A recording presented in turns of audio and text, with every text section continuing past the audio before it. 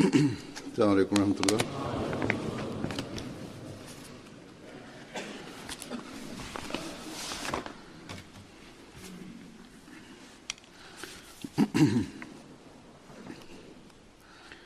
أشهد أن لا إله إلا الله وحده لا شريك له وأشهد أن محمدا عبده ورسوله أما بعد فأعوذ بالله من الشيطان الرجيم بسم الله الرحمن الرحيم الحمد لله رب العالمين الرحمن الرحيم مالك يوم الدين إياك نعبد وإياك نستعين اهدنا الصراط المستقيم صراط الذين أنعمت عليهم غير المغضوب عليهم ولا الضالين.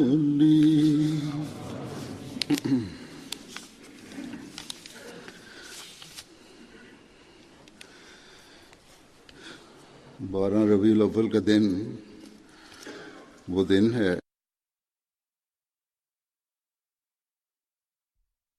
Uzor kaže 12. Rabiul Awal je dan kad je u svijetu došlo ono svjetlo koje Allah dželešanu spomene kao Sirađe Munir, kao vrlo svjetlo sunce, blistavo sunce.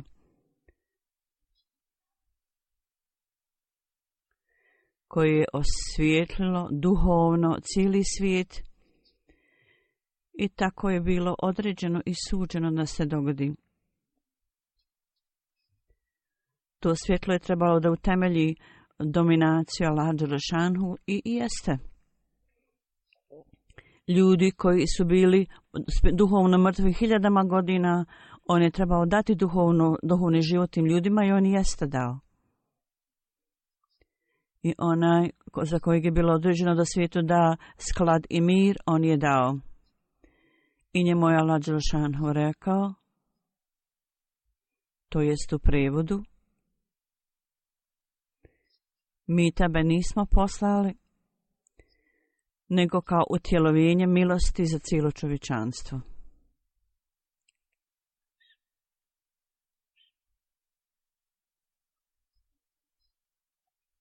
Dakle, on nije bio milost samo za ljude, za čovječanstvo, za ljude, nego i za životinje, i za ptice, i za sve on je bio milost. I on nije bio milost samo za muslimane, nego je bio blagoslov i milost čak za nemuslimane. I on jeste bio takav. I njegovo učenje je bilo vječno učenje, milost za sva vremena i za sve ljude. I u pogledu njega, Allah dželešanuhu se obratio vjernicima i rekao u ličnosti časnog poslanika sallallahu alejhi ve sellem je izvanredan primjer i uzor za vas da ga slijedite. Kao što Allah dželešanhu kaže,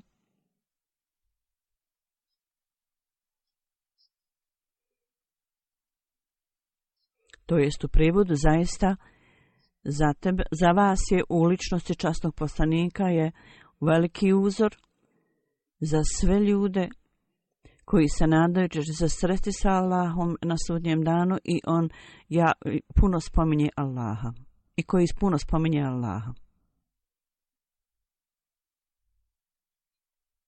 Zato Huzur kaže da postupamo po ovom plemenitom primjeru. Bez toga muslimani ne mogu se nazvati stvarnim muslimanima. Naš poslanik sallallahu alejhi ve sellem Neka Allahov mir i blagoslov na njemu.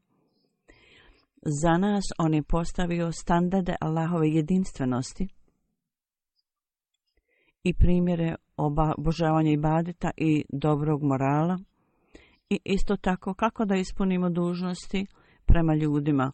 On je postavio primjere, međutim vrlo je tužno da sada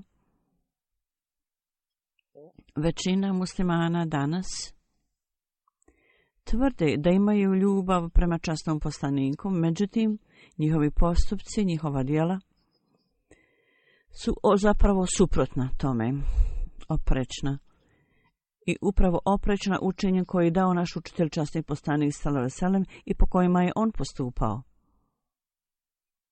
On je došao kao milost za cijelo čovječanstvo, a ovi ljudi koji tvrde da imaju ljubav prema ovom poslaniku, sada u ovo vrijeme, ovog dana 12. Rabiul Evela, oni stvaraju veliko uzbuđenje i proslavljaju to i uprkos činjenici da su dali obećanje o poslaniče sallallahu alejhi ve sellem. Mi slijedimo tvoj plemeniti primjer, mi ćemo širiti milost svuda.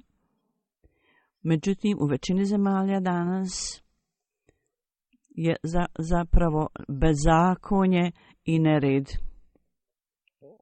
Danas, na ovaj dan sreće i radosti, iz postupaka svakog muslimana treba biti pokazano da poslanik kojeg mi slijedimo je kralj i vladar i vladar milosti za cijelo čovječanstvo. On je milost za cijelo čovječanstvo i on je postavio uzvišene primjere ibadeta i obožavanja Allaha. I on je postavio najviši primjer u moralu i karakteru. I mi, Allahovom milošću, slijedimo njegov primjer. Zbog toga, upravo na ovaj dan,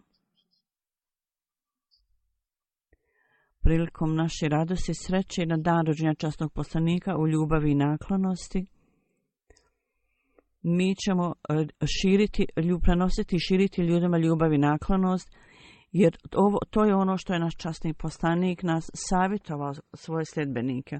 I to je ono što on od sviju nas očekuje. I ovo je ono što je on poučavao i dao poruku i poučavao ljude. Međutim, upravo suprotno tome u muslimanskim zemljama je stanje nereda i bezakonja. I u nemuslimanskim zemljama su ljudi isprepadani upravo zbog ovih muslimana i njihovih postupaka. U Pakistanu zbog ovog straha, ako je vatra nereda i bezakonja se širi s jednog mjesta na drugo u nekim gradovima, oni su zaustavili, nisu mogu koristiti mobilne telefone i čak i policiju napadaju nešto u tom smislu. Je li ovo način da se proslavi dan rođenja časnog poslanika? Svaka osoba, svaki čovjek je u strahu od ovih muslimana i s ciljem da nametnu red i zakon. Oni imaju nekoliko rezerva prema tome.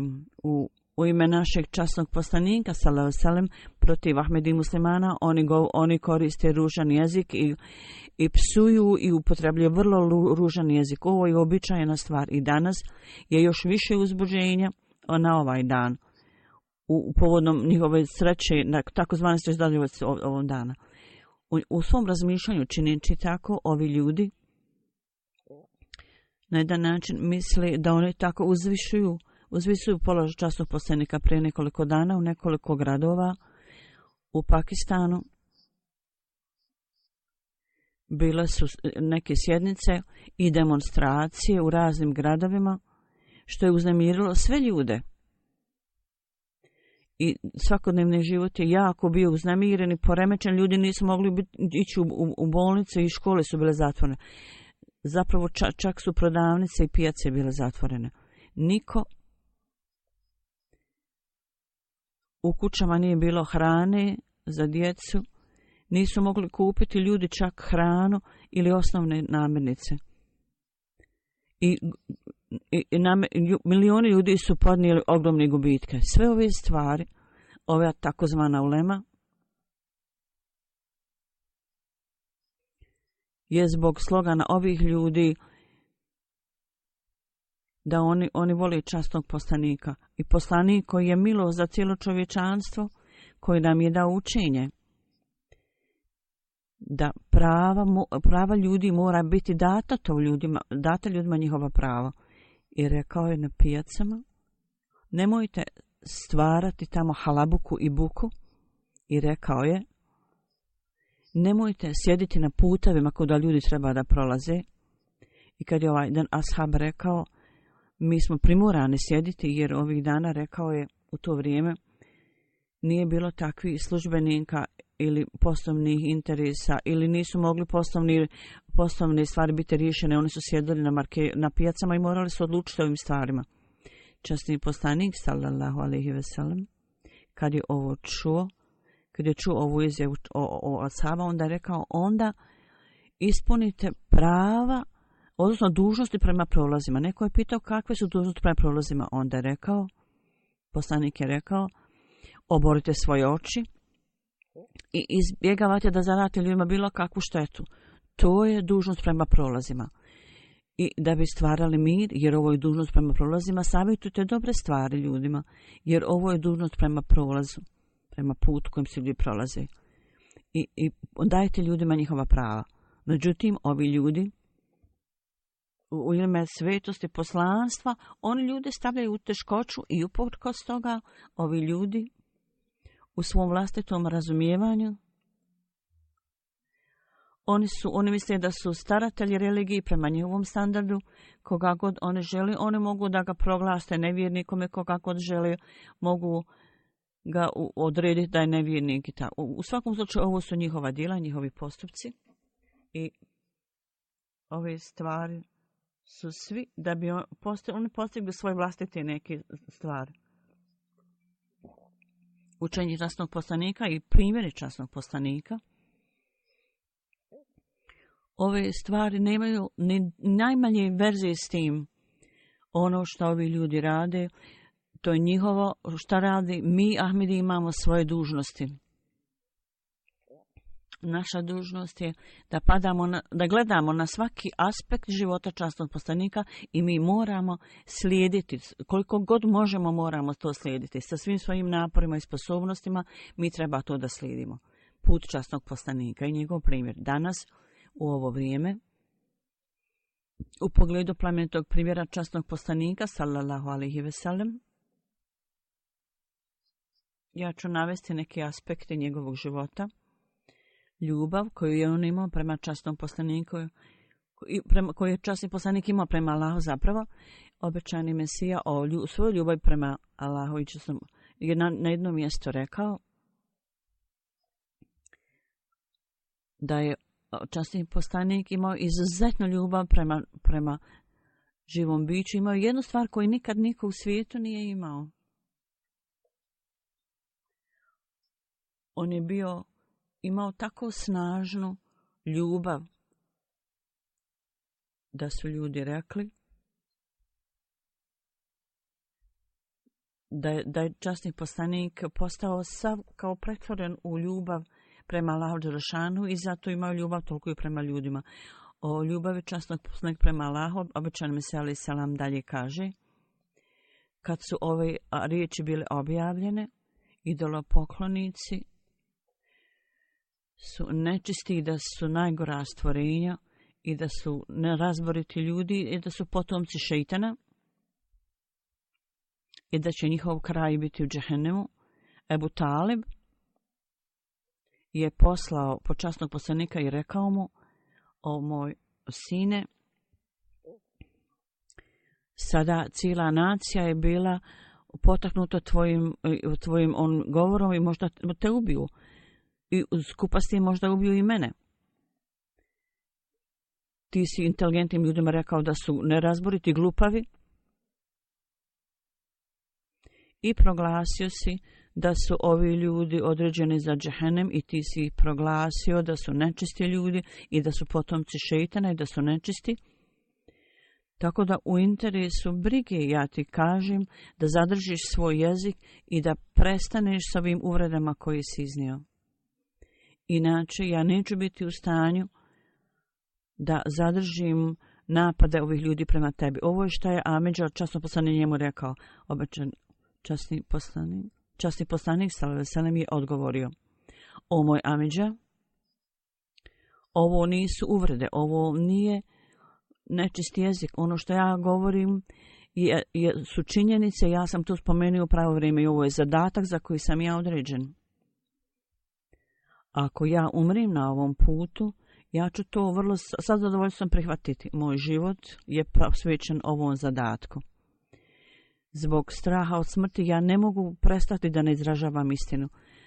Moj Amidža, ako ti smatraš svoju slabost, misliš da si slab, ne mora prošlo se prestati brinuti o meni, tako mi Boga, ja ne trebam tvoju pomoć. Ja nikada neću odustati od prenošenja poruke Allahove.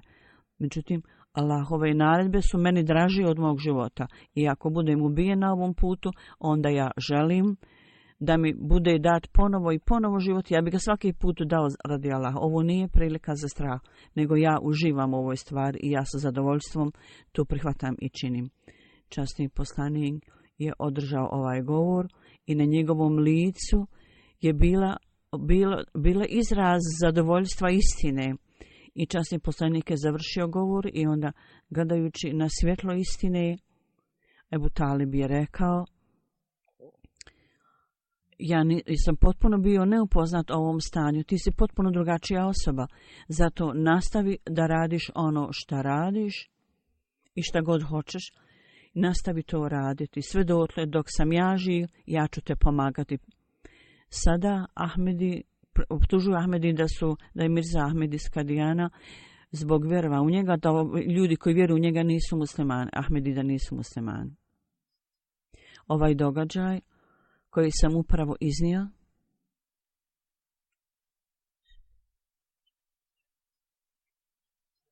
ovo je proučavano knjigama istorije, mnogo puta ste ljudi slušaju i čuli ste. Međutim, ova predanost i strast u srcu koju je osjećao, obećani Mesija je to spomenuo i to istakao. To vrlo jasno pokazuje njegovu ogromnu ljubav prema časnom poslaniku. Ljubav obično Mesija prema časnom poslaniku. Bazirano na tome možemo vidjeti načine i puteve ljubavi prema Allahu i možete stvoriti to u svom srcu. Ovo je ono što nam je časni poslanik pokazao. Da ljubav časnog poslanika, o ljubavi časnog poslanika prema Allahu, obećan Mesija dalje opisujući ljubav časnog poslanika prema Allahu i kaže: ja sam se uvijek pitao da ovaj arapski poslanik, čije ime je Muhammed sallallahu alejhi ve sellem, neka je hiljade i hiljade salama na njega, kako je on imao visoki položaj. Nemoguće je iznaći, doseći spoznati njegov tako visoki položaj. I mi ne možemo razumjeti ovu duhovnu moć koju je on imao, duhovnu snagu.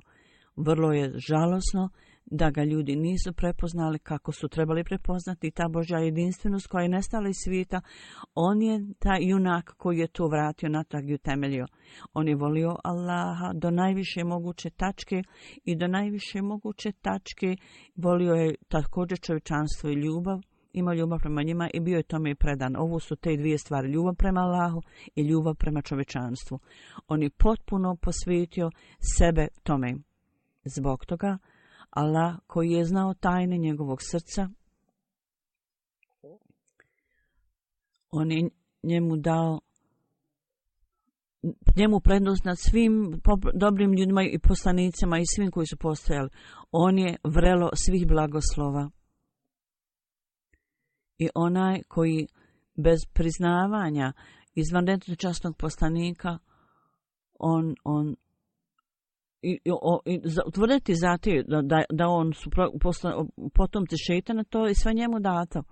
i pravo da to proglasi. Njemu je dato od Boga svako znanje, neko ko ne iznađe to kroz njega, onda je taj čovjek praznih ruku i bit će bez Allahovih blagoslova. Taj koji ne proglasi da je istinski koncept Božjeg jedinstva nalazimo samo kroz ovog poslanika i živog Boga možemo spoznati kroz oči ovog poslanika i spoznati njegovo svjetlo Allahovo kroz njega. I način, put na koji vidimo Allah, spoznamo Allaha, mi smo bili u stanju da naučimo i da spoznamo kroz ovog poslanika. I ovaj blagoslov nama dolazi kao dizanje sunca i mi možemo biti osvjetljeni samo dotle dok smo ispred tog svjetla. Zato, ako slijedimo časnog poslanika, sallallahu alejhi ve sellem, mi možemo zaista imati istinsko shvatanje Allahove jedinstvenosti sve dotle dokle ga slijedimo i postupajući prema njegovom plemenitom islamu, mi možemo spoznati Boga i približiti se Allahu. I ovo je zapravo temelj cijeli tvrdnji obećanog Mesija alejhi selama. Koji je bio najviši standard obožavanja Allaha, Hazreti Ajša radijallahu anhu. U pogledu kako njegovog tahadžuda poslije ponoćnog namaza, on je rekao, časni poslanik je obavljao ne više od 11 rekata u tahadžud noćnom namazu. Međutim, oni su bili toliko dugački, toliko lijepi, da ljepota ovog namaza i dužina, nemojte me pitati o tome, riječi to nisu u stanju opisati tako stanje u tom namazu, njegovo stanje. U jednom hadisu spomenuto da je jedan ashab vidio, dok je bio u osami, vidio kako obavlja te namaze, i rekao zbog i jako njegovog plača i jecanja mogli smo čuti iz njegovih prsa kao da neko melje kamen. Da se voda, kao kad se voda prokuhava u kuhalu. Spomenuto je da dok je stajao na namazu, da bi njegova stopala otekla na namazu. Jedan put Hazreti Ajša je rekla, ja sam mu jedan put rekla, o Božji poslaniče, zašto sebe stavljaš u toliko teškoće, dok Allah dželešanuhu je oprostio sve tvoje grijehe i prošle i buduće. Odgovor časnog poslanika sallallahu alejhi ve sellem je bio, to jest, zar ja ne treba da želim da budem zahvalan rob Allaha dželešanuhu. Ovi visoki standardi obožavanja Allaha i ibadeta, kakva je duhovna revolucija napravljena kod ashaba time. O pogledu toga obično se kaže, ja kažem sa punom silom i moć, koliko god snažan neprijatelj možda bude bilo kršćan ili arija, kad vide ovakve primjere časnog poslanika, sallallahu alejhi ve sellem, i ova stanja koji su bila prije toga, i kad vide promjenu koju je on napravio i doveo zbog svojih učenja, ta osoba neće imati drugo nego da otvoreno proglasi da je ovo bilo zbog časnog poslanika. I Allah dželešanuhu je spomenuo prethodno stanje ovog narodovih ljudi Arapa i prethodni život njihov. Njihovo prethodno stanje je opisano ovako.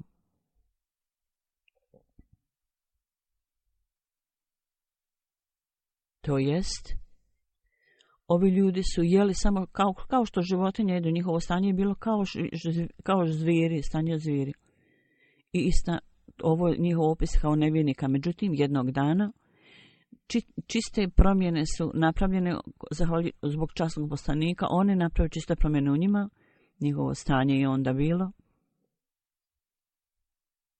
To znači u obožavanju Allaha oni su trošili čitavu noć stojeći i padajući na seđdu. Ta promjena koju je časni poslanik napravio kod ovih ljudi, obećani Mesija o tome kaže, ta promjena koju je on napravio kod divljih ljudi, ovim divljim ljudima, i on ih je iz jame izvuko i uzdigao. I pogledajte na čitav preobražaj kako se onima. Čovjek ne može nego da zaplače kakva je to kakvu je on predivnu revoluciju napravio kod njih duhovno. I kaže, nijednoj historiji svijeta, nijednoj naciji svijeta vi ne možete naći ravnog tom primjeru. Ovo nisu priče, ovo nije priča, ovo su čiste činjenice, čvrste činjenice. Istina je i svi ljudi su to priznali, cijeli svijet je to priznao. Zato ova zajednica koja je povezana sa ovim ljudima ranijeg vremena, njihova je dužnost također, huzur se ovdje obraća Ahmedija zajednici, kako su ashabi podigli standard ibadeta, mi također treba da uzdignemo standard svog ibadeta i ne smijemo biti potpuno izgubljeni u svijetu. Pomoćne organizacije i džematska uprava džemata, oni daju izvještaj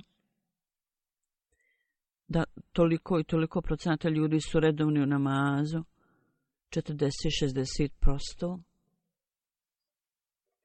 Ukoliko nismo u stanju da napravimo 100% ljudi da su klanjači, mi ne možemo biti zadovoljni. Ja kažem upravi da svaka osoba mora posmatrati sebe u detalje, da vidi i pita se u kakvom sam stanju, gdje ja stojim. I onda u istini i iskrenosti kakav je naš položaj, naše stanje. Najsnažniji neprijatelj časnog poslanika, jedan od njih uzor je naveo ime. Slušajte sad ovaj primjer. Jedan put kad su vođe Kurejšije došle, Ebu Džehel, Nazir bin Haris također došli, u pogledu časnog poslanika, kad je neko rekao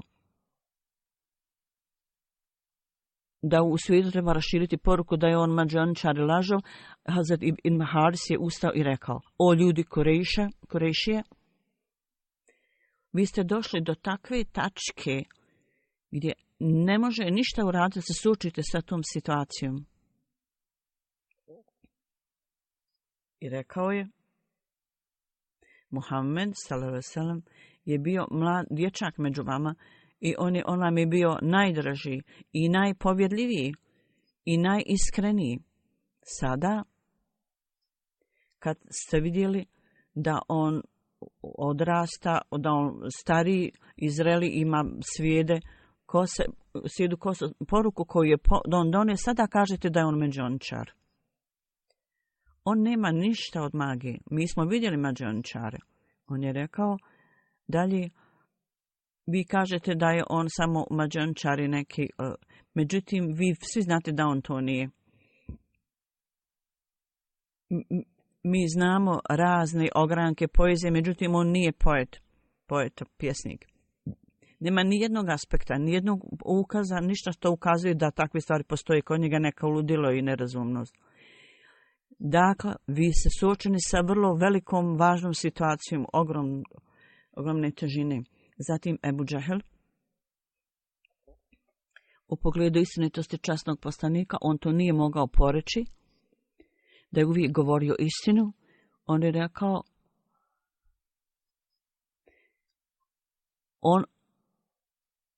vi ne možete reći da je on lažov, vi možete reći da je učenje koje je donio nije istinito. Ebu Džehel dakle rekao upravo istu stvar, da je časni poslanik nije nikad rekao laž i uvijek je savjetovao ljudima da govore istinu. Tako da najoštriji neprijatelji nisu mogli da ga proglasi da je neistinit. I ovo je veličanstveni argument, veličanstveni dokaz za njega da je bio istinit.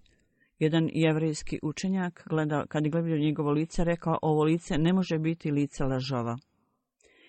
I zato njegovo učenje i visoki standard njegove istinitosti su takvi koji mogu nemuslimane dovesti bliže islamu. I ova neistina, prevara i sve ove stvari, ovo može uvećati kod ljudi neprijateljstvo islamu, ali i ne može ih dovesti bliže islamu. Ove svjetovne stvari, kad utemeljuju ljudi svoje vlastite vlade i takozvana ulema, šta god da oni govori sa govornica, ovo su stvari koje ne mogu utemeljiti superiornost islama. Zato časni poslanik, slijeđenjem njegovog primjera, odgovornosti i dužnosti svakog Ahmedi muslimana, da uzdignemo standard svoje istinoljubivosti, tako da u širenju islama za vas bude onda lahago. Neophodno je za širenje poruke i propovijedanje da budete istiniti, da postupamo po tome. Ako nema istine u našim postupcima, onda će smatrati ljudi da je naše učenje lažno. Allah je istinit i religija Islam je istina. Dakle, da bi širili ovu istinu i da bi širili istinu, ovo je naša dužnost danas. A zatim Mesih Maud alejhi selam kaže, mudra osoba mora priznati da samo prije Islama sve religije su bile iskvarene, korumpirane i napustile su duhovnost. Onda je naš poslanik, časni poslanik, sallallahu alejhi ve sellem, došao da proglasi istinitost. On je bio reformator za tu stvar i on je donio istinu Islama i ne postoji niko ko može se pridružiti njemu u ovome. On je našao se i zatekao svijet u mraku i onda je uzdigao svjetlo i taj mrak preokrenuo u svjetlost. I on nije umro dok nije ove idolopoklonike učinio obožavaocima Allaha. I ne samo to, ovi ljudi su postigli visoki standard morala i u istinitosti i u iskrenosti. Ovi primjeri su primjere, takvi ne možete naći na jednom dijelu svijeta.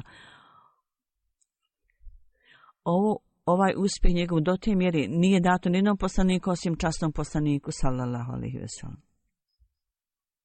Ovo je veličanstveni argument u potporu istinitu časnog poslanika da je on bio uzdignut u takvo vrijeme. Da kad je on došao, cijeli svijet je bio u potpunom mraku. I prirodno to je bila potreba za reformatorom, onda je on umro i otišao sa ovog svijeta. Hiljade ljudi su napustili idolopoklonstvo i prihvatili su put Božje jedinstvenosti. Ovo je za njega bilo određeno da on također popravi, reformiše ljude koji su bili kao zvijeri prije toga i on im je dao načine ponašanja kao ljudskih bića. Drugim riječima, on je preokrenuo ove životinje u ljude i muškarce i onda ih je preokrenuo u obrazovane ljude. Od obrazovnih ljudi je učinio i da budu ljudi koji prepoznaju i spoznaju Boga. I oni su osnovali svoju vezu sa istinskim Bogom. Ako hoće neko da proglasi sebe istinskim vjernikom, onda mora postati onaj koji ima vezu sa Allahom.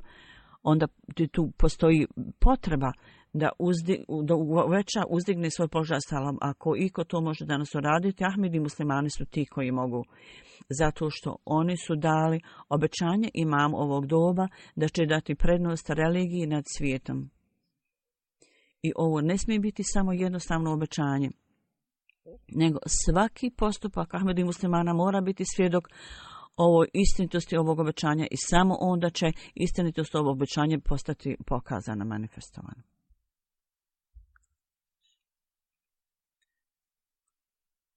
Jedan također veličanstveni primjer morala časnog poslanika je bila skromnost i poniznost.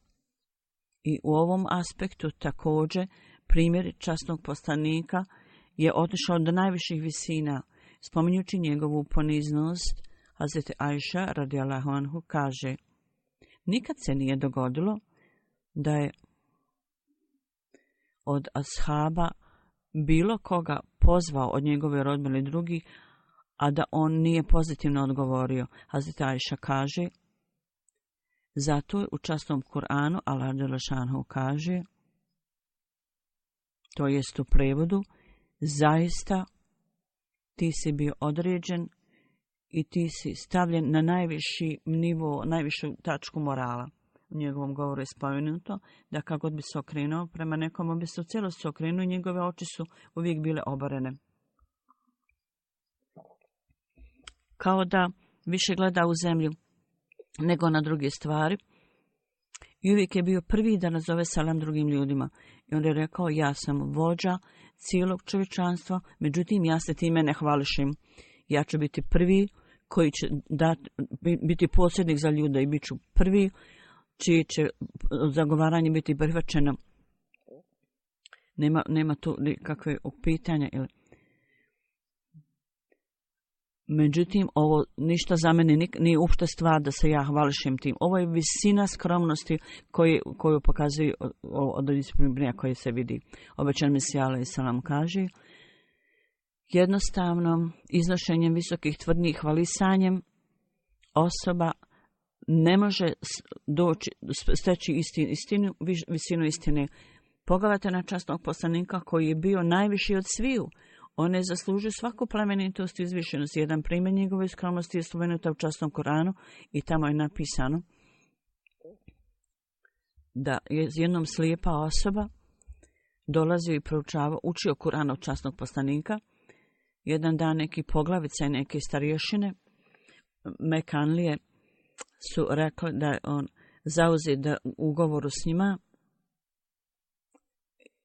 i trajalo neko vrijeme i onda je, da je časni poslanik zauzet, onda su oni vidjeli da je izašao taj slijepi čovjek i prividno je ovo bila mala stvar. Međutim, časni poslanik je otišao u svoju kuću i došao natra i iznio neki prostir koji stavi mu da sjedne. Obično se ja kaže stvar u tome da ovi ljudi imaju veličanstvenost u svojim srcima, onda će oni sigurno postati, koji imaju veličinu u svom srcu, oni će sigurno postati skromni i umjereni i ponizni, jer oni se boje Allaha dželešanuhu i samo se brinu za to da Allah bude zadovoljan. Allaha dželešanuhu voli tako te male vrline i bude ljut zbog nečega. Ako ljut Allah zbog nečega, u sekundi on može kazniti ljude. Uvijek treba da to zapamtite i postupate u skladu s tim i uvijek imajte na umu ove stvari. Drugi predmet njegovog plemenitog karaktera je vrlo širok i ne može se nikada završiti. Svi njegovi postupci su bili uzor za nas, jer on je najveći učitelj, najveličanstveniji. On je učitelj morala. I ako neko ima, bio neko da nema dobrog morala, on je uvijek lijepo postupao prema tim ljudima. Hazreti Ajša radijallahu anha kaže, neki čovjek je traži odobrenje da dođe časnom poslaniku. Časni poslanik je pogledao na njega i rekao: ova osoba u svoju njegova porodica nije dobra prema porodici, zapravo ne tretira svoju porodicu na lijep način i smatra se vrlo loš sin ove porodice. Kad je on došao i sjeo, ovaj čovjek, časni poslanik, je onda pokazao ljubaznost i vrlo lijepo govorio s njim, uprkos činjenice što je ovaj čovjek bio loš sin i loš brat. I imao je poroka u sebi. Međutim, časni poslanik je vrlo lijepo s njim razgovarao. Kad je ovaj čovjek otišao, časni poslanik sallallahu je pitali su časni poslanik: o Božji poslaniče, kad si vidio ovog čovjeka, ti si spomenuo ove stvari prije nego što je on došao. Međutim, kad je on došao, ti si pokazao potpuno otvoreno srce prema njemu i nikakvog neprijateljstva nisi pokazao i bio si ljubazan prema njemu. Časni poslanik je rekao: o Ajša, kad si ti mene vidjela da koristim loš jezik? Drugo, najgora osoba u Allahovim očima na sudnjem danu će biti ona osoba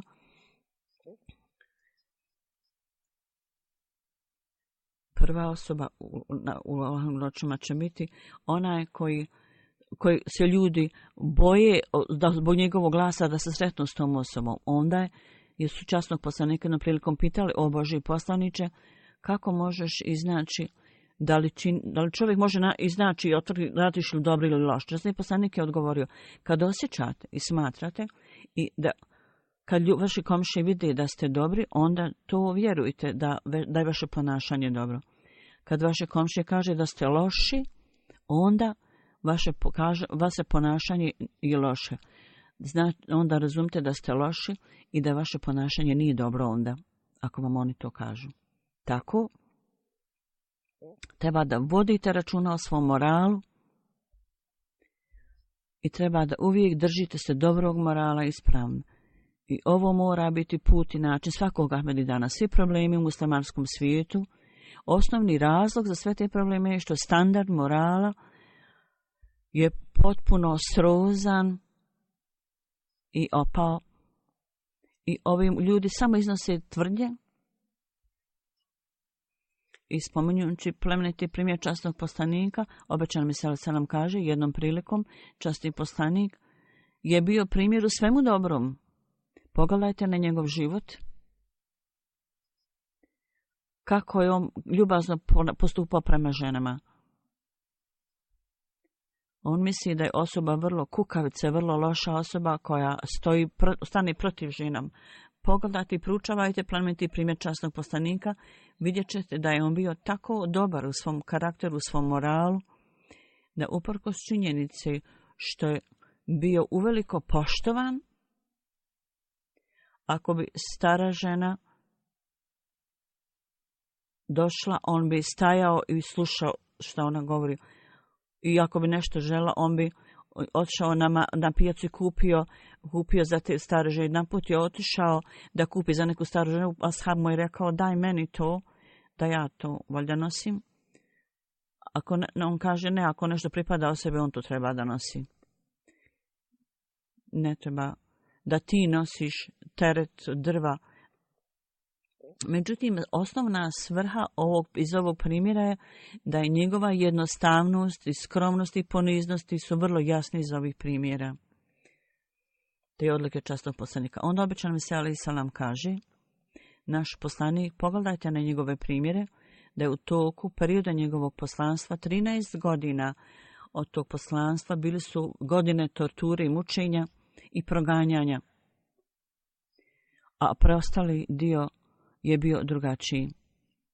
Jako je mnogo drugih ljudi, bilo je Jevreja, idolopoklonika i drugih ljudi koji su obožavali vatru i razne kipove. Svi ovi ljudi su bili tamo prisutni, živjeli. Ovo je bio način njihovog života.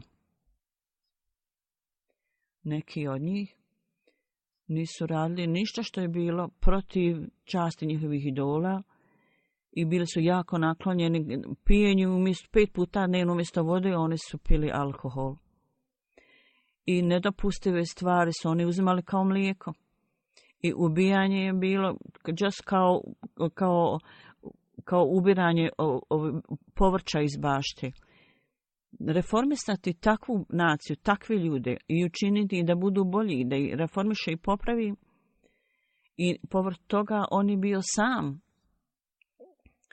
I ponekad je imao nešto da jede, ponekad je morao biti praznog stomaka, gladan. I u Meki je stanje bilo jako loše. Ponekad je morao gladovati, a ovi ljudi koji su vjerovali svaki dan su bili, tukli su ih i bili su proganjani. Oni su bili bespomoćni ljudi i oni su bespomoćno išli okolo bez ikakve pomoći.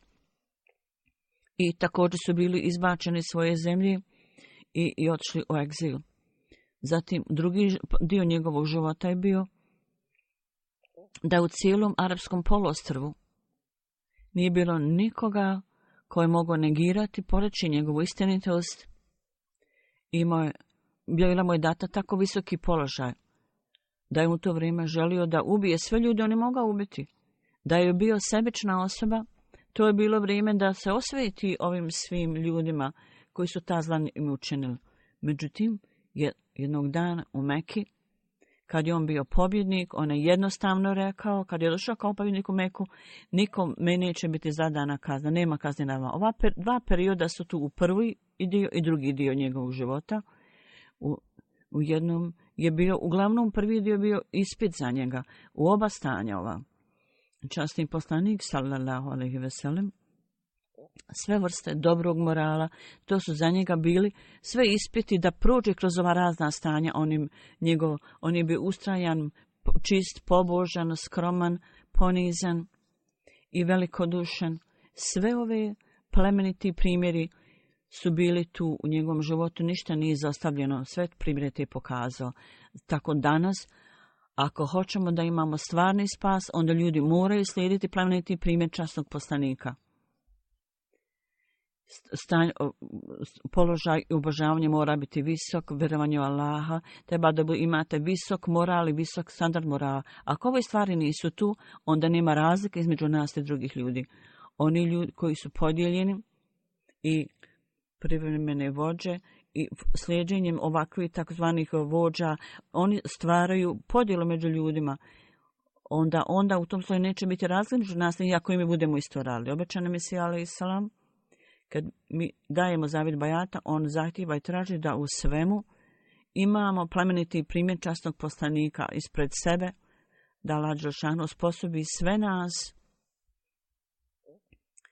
i opisujući plemeniti položaj časnog poslanika, obećani Mesija kaže, ona osoba koja je bila najsavršenija, on je bio savršen čovjek, on je bio savršeni poslanik, on je došao sa svim savršenim blagoslovima.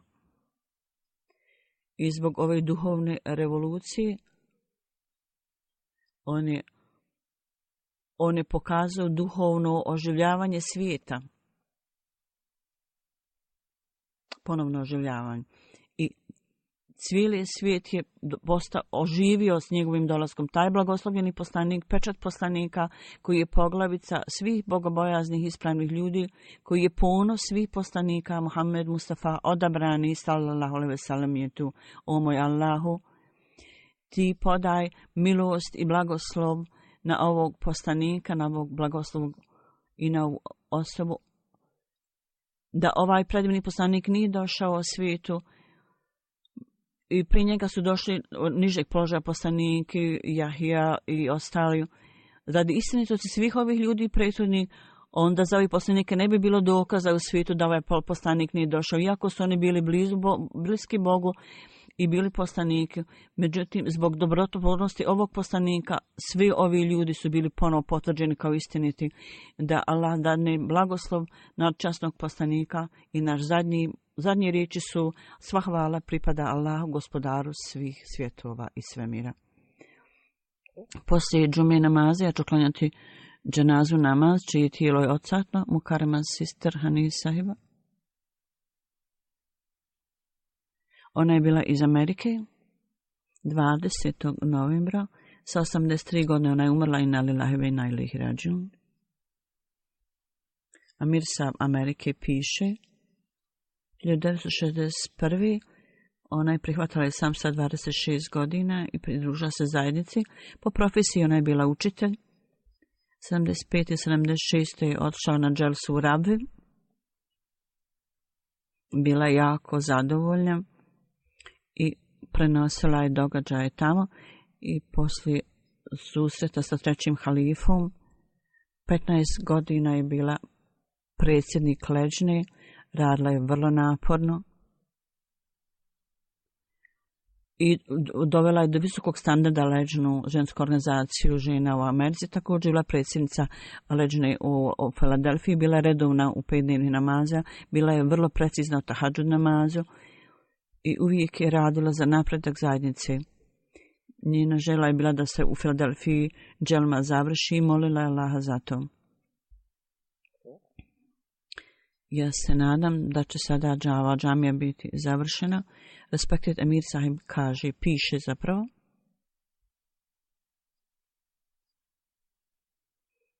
kao što je predsjednika, ona kao predsjednica ženske lične organizacije imala dobru saradnju. I Amir Sahib kaže, kad je saznao da ona ima rak na stomaku, jednu sedmicu prije nešto je umrla, kaže, ja sam otišao tamo da se sretnem s njom. Doktor je rekao da joj daje nekoliko mjeseci, međutim, ona kaže, ja ću umrijeti za sedmicu i ti klanjaj moju dženazu i uredi za moju grobu u Filadelfiji. Ona nije imala djeci i niko ni muslima bio njoj porodici. Međutim, ona je dobro postupala prema svojim braći i sestrama, bila je vrlo fina. Predsjednica Leđne u Americi piše, ona je odrasla u kršćanskoj atmosferi, međutim, u pogledu smrti Hazreti Isa na križu, ona imala neka pitanja na umu i ona je tragala za religijom koja će ju dati zadovoljavajuće odgovore. I ovo istraživanje, ona je proučavala katolicizam, njihovo mišljenje, zatim hindu religiju i druge religije ona je proučavala. i pronašla je dobro učenje svakoj religiji, međutim nijedna religija nije joj dala one informacije koje ona tragala i tražila. U toku tog perioda jedan prijatelj koji je nedavno bio prihvatio islam i on joj je dao liflet da Hazreti Isa nije umro na križu i kad joj ona to pročitala, one bile su suze u njenim očima i rekla ja sam ponovo živa. Ona je smatrala kao da je jedan dio njenog tijela bio mrtav i da ona kad sada ja imam odgovor na sva pitanja, ona je kupila knjigu i proučavala ove knjige i konačno na kraju u Filadelfiji dala je zavid bajata tamo. I do zadnjeg daha ona je ostala u Filadelfiji i rekla je ovo je bio leaflet gdje je bilo napisano da Hazreti Isa nije umro na križu. To je bio povod i uzrok mog prihvatanja islama i 52 godine ona je provela kao Ahmedi musliman i postavila je vrlo dobar primjer i standard ljubavi i naklonosti. Hazret Kalifatul Mesih IV. U toku njegovog perioda 50 godina je služila kao predsjednik ženske organizacije Ležna u Americi. I služila je put Ležne organizacije predano. Također je bila predsjednik Afričko-američkog odjeljenja, predsjednica je bila. I uvijek je bila predana služenju zajednici i prenošenju poruke, pošto je pripadala kršćanskoj porodici. Vrlo je bila dojmljiva u svom prenošenju poruke i mnogi ljudi su dali zavid bajata i mnogi ljudi su popravili svoje stanje kroz to. Bila je vrlo ljubazna i uljudna prema ljudima. U Nigeriji, iz Nigerije, je li bila u Nigeriji nešto, izvinjam se, tamo je bila poznata kao teta. Bila je vrlo pobožna žena i vrlo popularna i svi ljudi u Americi će je pamtiti, će je se sjećati. Dala Đelešanu uzdigne položaj ove umrle duše, ove gospođe i svi ljudi koji su prihvatili Ahmedijet, da im Allah Đelešanu dane ustrajnost i čvrstinu i da Allah Đelešanu blagoslovi američku zajednicu u Americi, jer sve tamo zajednica sluša ovu poruku i ja želim da ih Allah sve blagoslovi.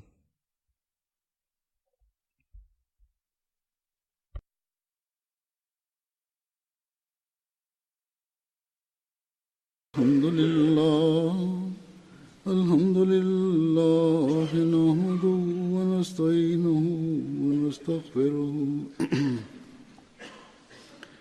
ونؤمن به ونتوكل عليه ونعوذ بالله من شرور أنفسنا ومن سيئات أعمالنا من يهده الله فلا مضل له ومن يضلل فلا هادي له ونشهد أن لا إله إلا الله ونشهد أن محمدا عبده ورسوله عباد الله رحمكم الله إن الله يأمر بالعدل والإحسان وإيتاء ذي القربى وينهى عن الفحشاء